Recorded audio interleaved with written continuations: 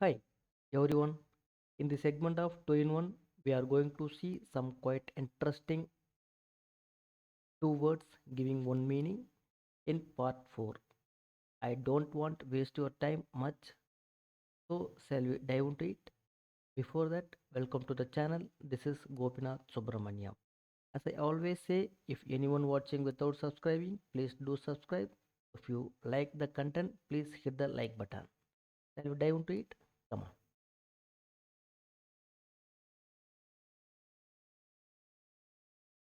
இன்னைக்கு நம்ம பார்க்க போகிற முதல் வார்த்தை என்னன்னா விருதத். விருதத் கிலாஃப் அப்படின்னா சண்டை அப்படின்னு அர்த்தம். விருதத் கிலாஃப் சண்டை.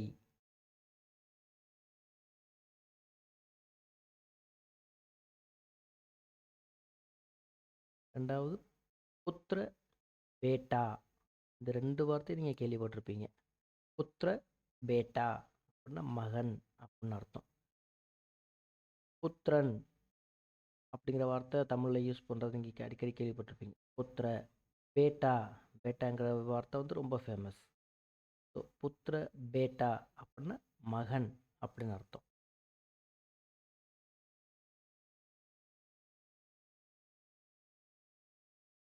ஔரத் ஸ்திரீ. ஔரத் ஸ்திரீ அப்படின்னா பெண். ஔரத் ஸ்திரீ அப்படின்னா பெண் அப்படின்னா.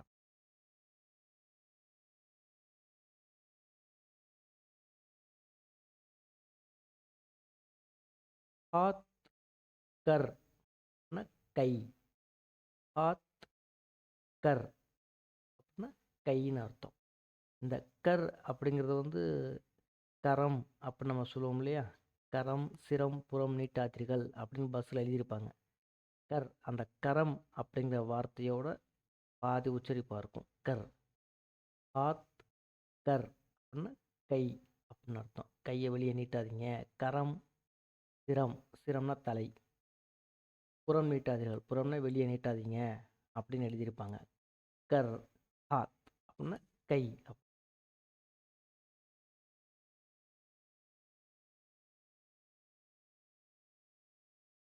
தந்தா பேஷா.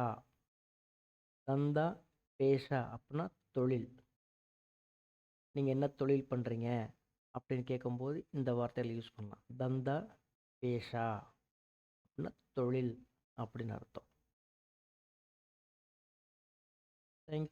தேங்க்யூ ஃபார் வாட்சிங். நான் சொல்கிற கண்டென்ட் உங்களுக்கு பிடிச்சிருக்கு அப்படின்னா மறக்காமல் லைக் பண்ணுங்கள், சப்ஸ்கிரைப் பண்ணுங்கள். அதை விட ரொம்ப முக்கியம், இதை பற்றி தெரியாதவங்களுக்கு ஷேர் பண்ணுங்கள்.